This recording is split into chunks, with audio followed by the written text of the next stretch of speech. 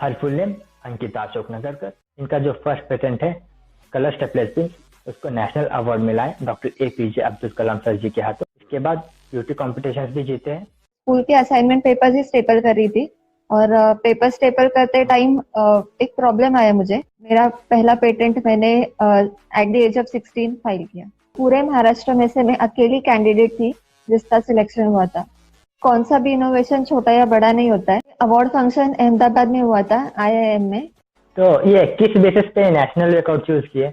बहुत सारे कंपनीज आते हैं आपका पेटेंट खरीदने। मुझे भी बहुत ऑफर्स आए थे।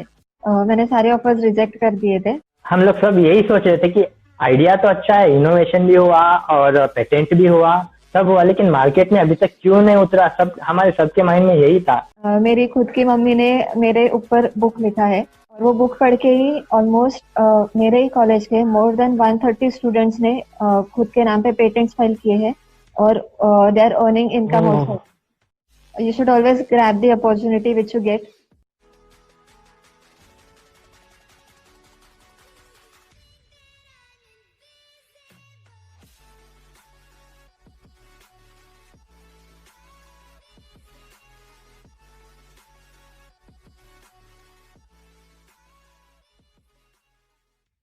अंकिता संशोधन कार्यात इतर विद्यार्थ्यांनाही मदत करते। Hi guys, I am Vinayak Khunsha and welcome to everyone has story. So आज के हमारे गेस्ट है अंकिता नगरकर। ये एक इनोवेटर है। इनके इनोवेशन के लिए नेशनल अवार्ड भी मिल चुका है और ये ब्यूटी कॉम्पिटिशन्स भी जीत चुके हैं। और एक बात बोलना था, इनके इनोवेशन के एग्जाम्पल मेरे कॉलेज में भी दे चुके हैं। आज मैं उनसे लाइव बात करने जा रहा हूँ, तो चलिए अंकिता नगरकर की लाइफ जर्नी के बारे में जानते हैं। So let's welcome Ankita Nagarkar.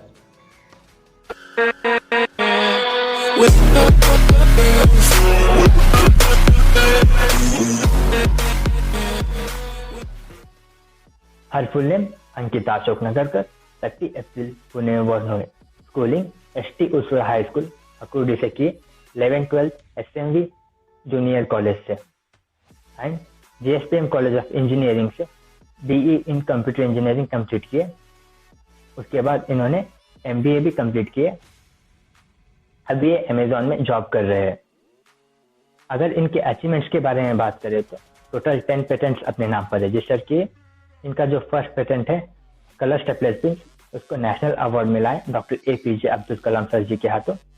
इनका ये innovation Limca book of records में भी शामिल है। इसके बाद ब्यूटी कॉम्पिटिशन्स भी जीते हैं। अब तक इनके पास 72+ अवार्ड्स हैं। अंकिता सोशल वर्क भी करते हैं। ये था अंकिता नगरकर का short information. First time stapler pins को कलर करने का आइडिया कैसे आया? फर्स्ट टाइम जब ये आइडिया आया मुझे, तब मैं स्टैंडर्ड 10 में थी। एट द एज ऑफ 16 मुझे ये कंसेप्ट मेरे दिमाग में आई। मैं स्कूल के असाइनमेंट पेपर्स ही स्टेपल कर रही थी और पेपर स्टेपल करते टाइम एक प्रॉब्लम आया मुझे। तो वो प्रॉब्लम ऐसा था कि स्टेपल करते करते स्टेपलर के पेन्स अचानक खत्म हुए। तो मैंने सोचा कि ये जो पेन्स अचानक खत्म हो रहे, तो अगर ये हमें पहले ही पता चले कि ये पेन्स खत्म होने आ रहे हैं तो हम मेंटली प्रिपेयर्ड हो सकते हैं, ताकि हम नए पेन्स रेडी रखें, मेंटली प्रिपेयर्ड हो, जो इरिटेशन होती है वो रिड्यूस हो।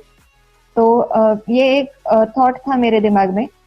तो उसी डायरेक्शन में थिंक करते करते मुझे स्टेपलर पेन्स की कंसेप्ट स्ट्राइक हुई। तो ये आइडिया आपने किसके साथ शेयर किया फर्स्ट टाइम? ये आइडिया मैंने मेरे पापा के साथ शेयर किया था एंड उन्होंने मुझे मोटिवेट भी किया।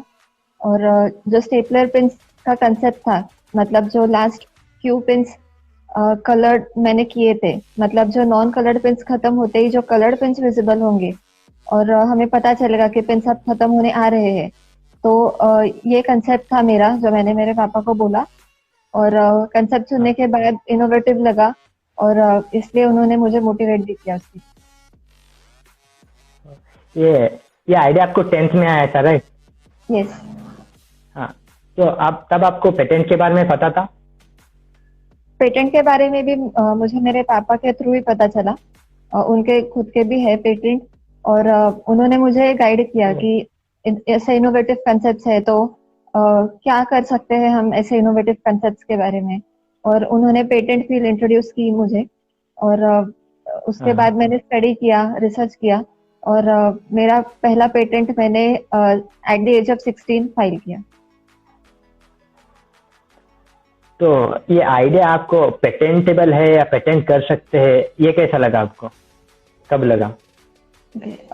एक्चुअली इनोवेटिव कंसेप्ट्स के ही पेटेंट होते हैं, इसीलिए हाँ। हमारी कंसेप्ट इनोवेटिव है या नहीं, इसके लिए पहले तो हम सर्च करते हैं, और सर्च करने के बाद मुझे पता चला, पूरा स्टडी करने के बाद पता चला कि ये कंसेप्ट इनोवेटिव है, already it was not existing in the market.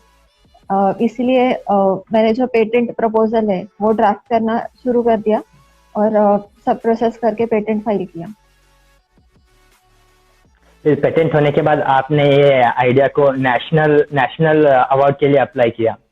Yes. तो वहाँ पे ऑल ओवर इंडिया के लोग आते हैं, तो वहाँ का एक्सपीरियंस कैसा था? वहाँ का एक्सपीरियंस बहुत ही अच्छा था। वो कंपटीशन था नेशनल इग्नाइट अवार्ड कंपटीशन।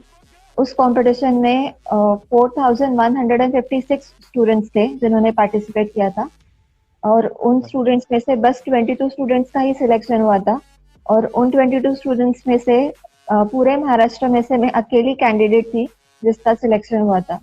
तो वो एक प्राउड मोमेंट भी था मेरे लिए। और सेकेंड प्राउड मोमेंट वाज, मुझे ये नेशनल इग्नाइट अवार्ड 11 तारीख को doctor APJ Abdul Kalam sir के हाथ से मिला।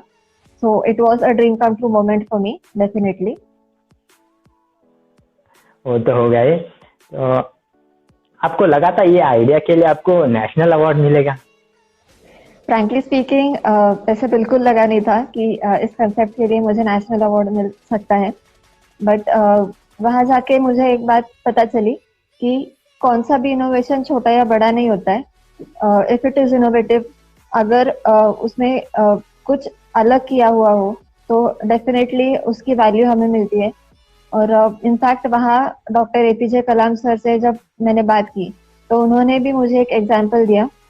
मुझे अच्छा लगेगा वो एग्जाम्पल शेयर करने के लिए भी। तो वो एग्जाम्पल ऐसा था कि एप्पल का एग्जाम्पल दिया था उन्होंने मुझे। उन्होंने कहा था कि एप्पल जो है वो हम सबको पता है कि वो नीचे गिरता है, राइट? बट किसी ने सोचा नहीं कि वो नीचे ही क्यों गिरता है, ऊपर क्यों नहीं जाता है। पर न्यूटन ऐसा साइंटिस्ट था जिसने इस पे सोचा और ग्रेविटेशनल फोर्स का कंसेप्ट डेवलप किया। सिमिलरली ये जो स्टेपलर की प्रॉब्लम है, पेन्स अचानक खत्म होते हैं, फिर इरिटेशन होता है, हमारी भागदौड़ होती है, तो ये प्रॉब्लम तो हम सबके साथ होता है, उनके साथ भी हुआ था। तो उन्होंने बोला कि प्रॉब्लम आया बट उस पे सोचा, सोल्यूशन निकाला, and that is more important. So it was I who thought upon it and came up with this solution. So उनके वो वर्ड्स भी मुझे मोटिवेटिंग लगे, और इसलिए मैंने फिर बाद में उसी डायरेक्शन में थिंक करना स्टार्ट किया। जब आप एग्जीबिशन में एक्सप्लेन कर रहे थे, एक फोटो में आप एक्सप्लेन कर रहे थे एपीजे अब्दुल कलाम सर को, तो तब सर ने कुछ बोला आपको, मतलब? यस, एक्चुअली वो जब हमारा एग्जीबिशन था तभी सर आए थे खुद, और उन्होंने हमारे स्टॉल्स विजिट किए। तभी एक्साइटमेंट तो थी ही, क्योंकि डॉक्टर एपीजे कलाम सर मेरे रोल मॉडल है, और उनसे मुझे मिलने का चांस मिल रहा था। सो एक्साइटेड तो डेफिनेटली थी मैं, बट टेंशन भी था थोड़ा सा कि मतलब वो मेरा कंसेप्ट सुनेंगे या नहीं, या क्या पूछेंगे, क्या इंटरेक्शन होगा।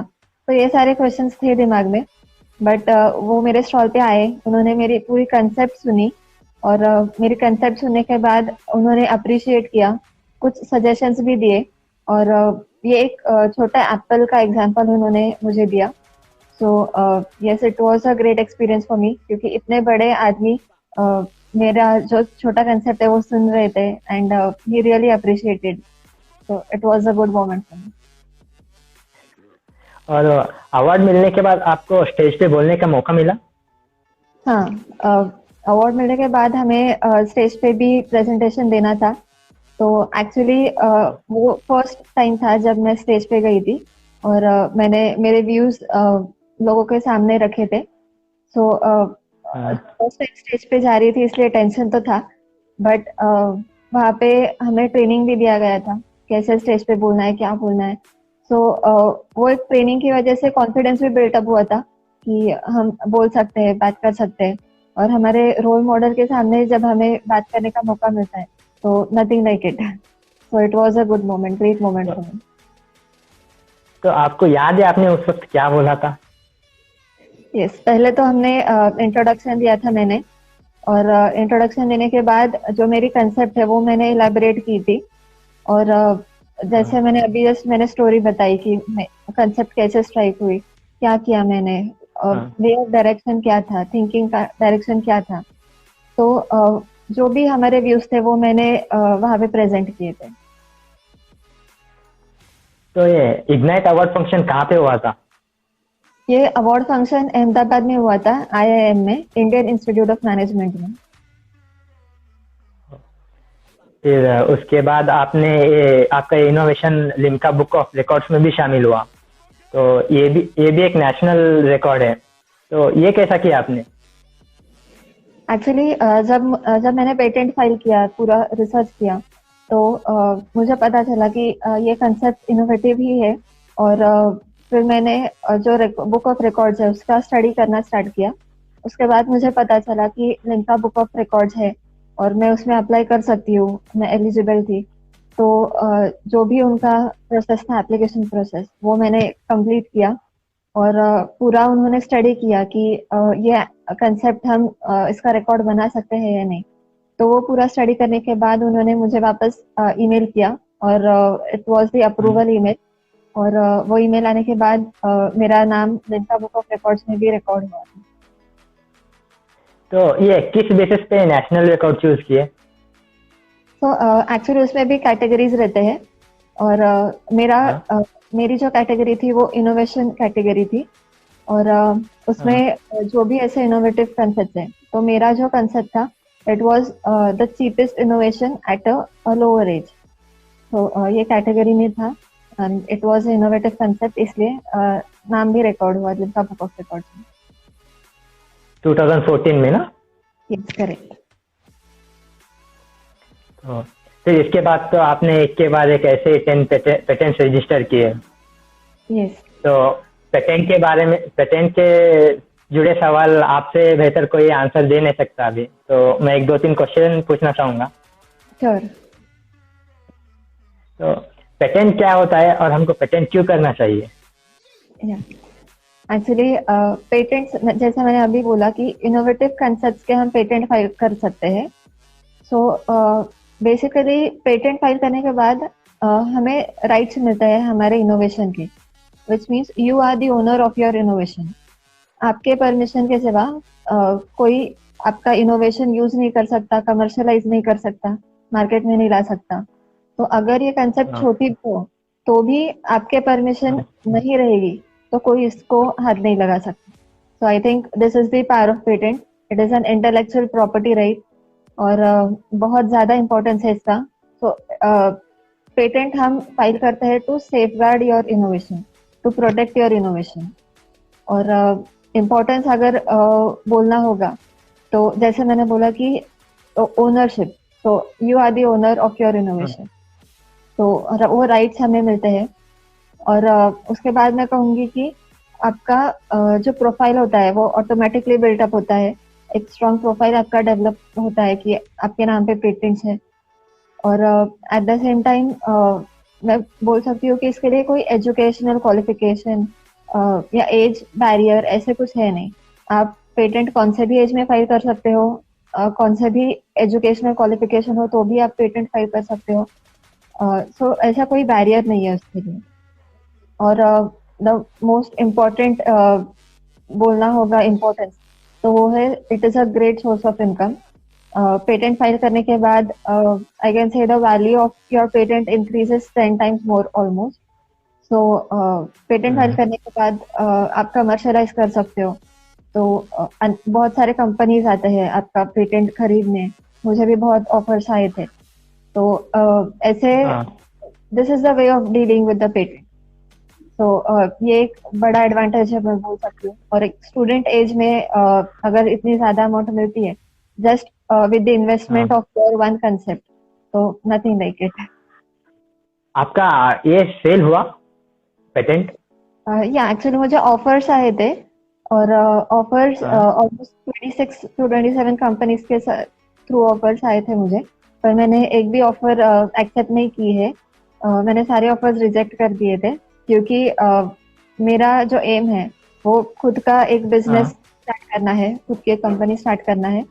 और अभी मेरा एजुकेशन चालू है, चालू था, आई मीन एमबीए हाँ। कंप्लीट जस्ट हुआ मेरा। और इसके लिए फिर एमबीए खत्म होने तक मैं वेट कर रही थी, मतलब मैं खुद का एक स्टार्टअप स्टार्ट करूं और जो मेरा इनोवेशन है वो किसी instead of selling it to anyone, मुझे खुद का एक बिजनेस स्टार्ट करना है। So I will be entering into the market being a business woman. So this is my aim. मतलब वो जो इनोवेशन है आप खुद अभी ये करेंगे, मतलब कमर्शियलाइज करूँ। कमर्शियलाइज करोगे? Yes. हम लोग सब यही सोच रहे थे कि आइडिया तो अच्छा है, इनोवेशन भी हुआ और पेटेंट भी हुआ, सब हुआ, लेकिन मार्केट में अभी तक क्यों नहीं उतरा? सब हमारे सबके माइंड में यही था कि क्यों नहीं उतरा जो मार्केट में। तो आपने अभी बताया, ये सबको मैसेज जाएगा अभी। यस डेफिनेटली, और आपको जल्दी अंकिता स्टेपलर पेन्स मार्केट में दिखेंगे, I hope so. And yes, I also expect motivation from all the people.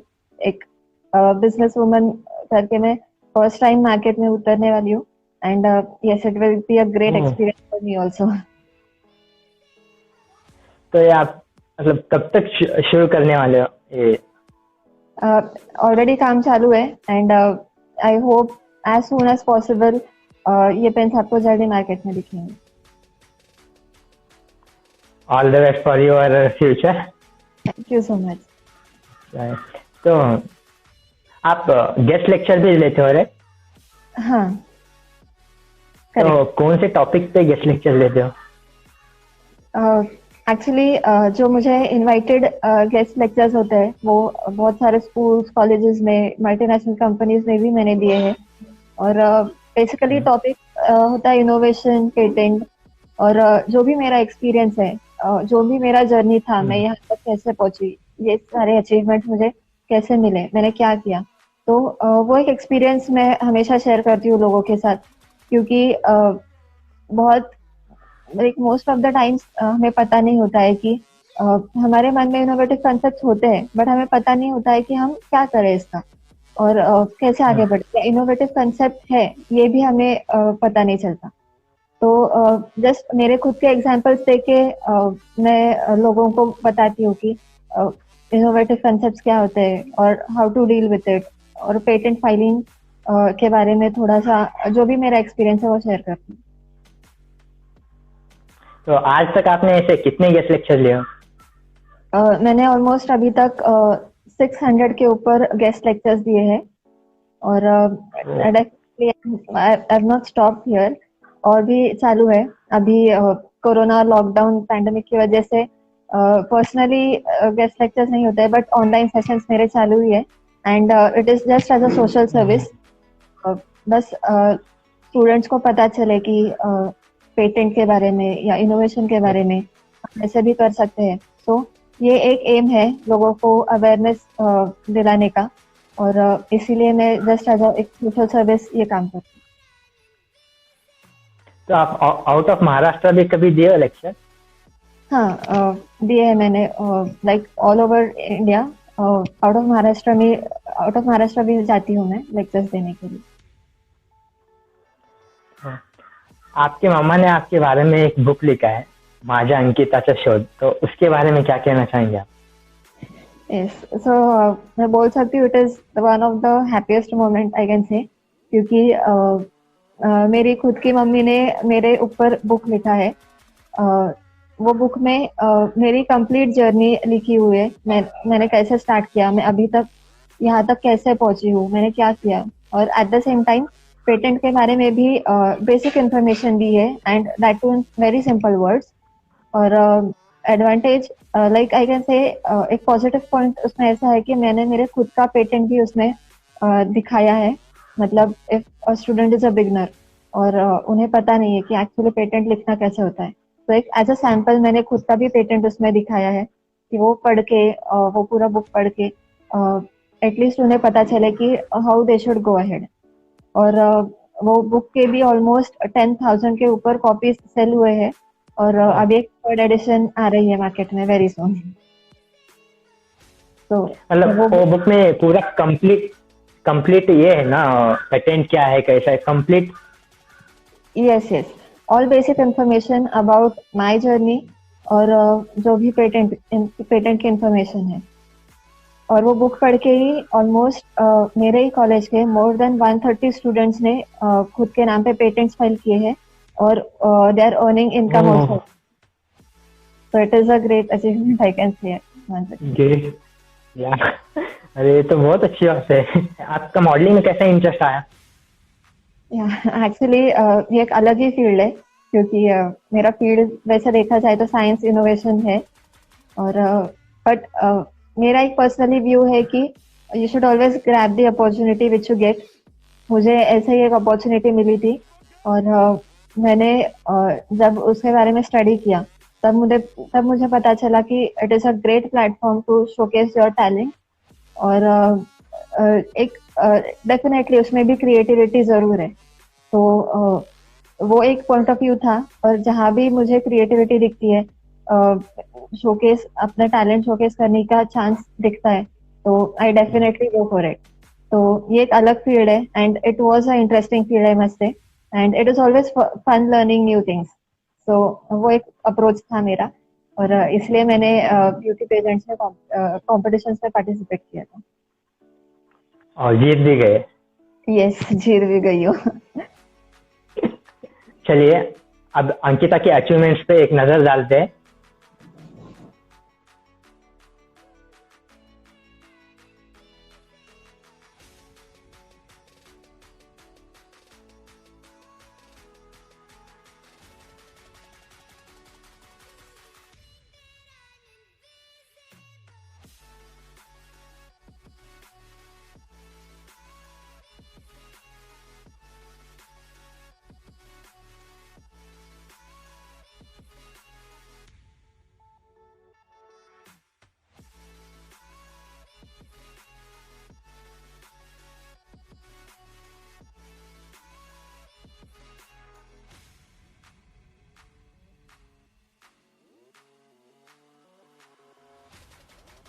चलिए, आपके मम्मा ने आपके बारे में कुछ बोला है तो देखते हैं क्या बोले। माझी मुलगी अंकिता नगरकर हिने वयाच्या 16व्या वर्षी म्हणजे 10वीत असताना इनोव्हेटिव्ह स्टेपलर पिन याचं संशोधन केलं आणि त्याचं पेटंट मिळवलं। त्यासाठी तिला आपले माजी राष्ट्रपती doctor APJ Abdul Kalam sir यांच्या हस्ते नॅशनल इग्नाइट अवॉर्ड मिळाले। त्या परिसर स्पर्शाने प्रेरित होऊन त्यात एक विचारशक्ती आणि नवचैतन्य जागृत झालं। तिने आपल्या दैनंदिन जीवनातील छोट्या छोट्या समस्यांवरही समाजाला उपयोगी पडतील असे मोठे मोठे 10 शोध लावले आणि त्याचे पेटंट ॲप्लिकेशन रजिस्टर केले। अंकिता संशोधन कार्यात इतर विद्यार्थ्यांनाही मदत करते। तिचे आत्तापर्यंत वेगवेगळ्या सेमिनार, शाळा, कॉलेज, सायन्स एक्झिबिशनमध्ये 600हून अधिक व्याख्यानं झालेली आहेत। ती पेटंट आणि संशोधन कार्यात सगळ्यांना मदत करते। आप आपकी मम्मा के बारे में क्या बोलना चाहेंगे? आई मस्ट से she is a great support model for me. जो भी मेरे लाइफ के बड़े इवेंट्स हुए हैं हमेशा वो मेरे साथ थी।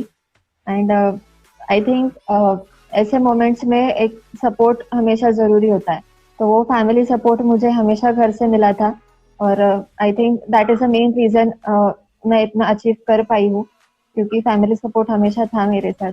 इनफैक्ट जो मुझे पहला नेशनल अवार्ड मिला था डॉक्टर कलाम सर के हाथ से, तो तभी भी मेरी मम्मी ही थी मेरे साथ। तो yes, it was a great feeling and I'm really proud of her that she is always with me and always being supportive. तो आप यूथ के लिए क्या मैसेज देना चाहेंगे?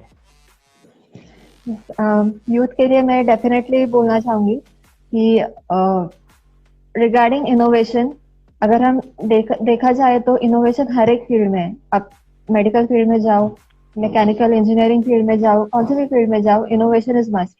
अगर आप इनोवेट नहीं करोगे तो you are outdated. So hmm, innovation basically मैं बोलना चाहूंगी कि हम बोलते हैं कुछ तो आउट ऑफ बॉक्स थिंकिंग करना है, कुछ तो अलग करना है। So what I personally believe is do not do different things, but do things differently. So differently. ये पॉलिसी मैं भी फॉलो करती हूँ, और यही मैं एक मैसेज में हाँ। देना चाहूंगी के लिए कि जो भी हम प्रॉब्लम्स फेस करते हैं, तो नॉर्मली व्हाट हैपेंस कि प्रॉब्लम्स आते हैं, हम डे टू डे लाइफ में बहुत सारे काम करते हैं, घर पे काम करते हैं, बाहर जाते हैं, ऑफिस जाते हैं, स्कूल कॉलेज जाते हैं। तो यही काम करते करते हमें छोटी छोटी चीजों में बहुत प्रॉब्लम्स आते हैं। बट प्रॉब्लम्स आने के बाद what we usually do, problems आते हैं हम तभी का तभी रिजॉल्व करते हैं, बट नहीं तो फिर तभी इरिटेट होके उसको छोड़ देते हैं या वी फॉरगेट अबाउट इट। तो ये नहीं करना चाहिए। जो भी प्रॉब्लम आए उस पे सोचो, सोचने के बाद कोई ना कोई सोल्यूशन आपको जरूर मिलेगा, and I think that solution itself is innovation. So this is a thought which I follow and which I would like to give to the youth. And definitely as a social service, youth motivation के लिए, youth empowerment, women empowerment, education पे मेरा काम चालू ही रहता है।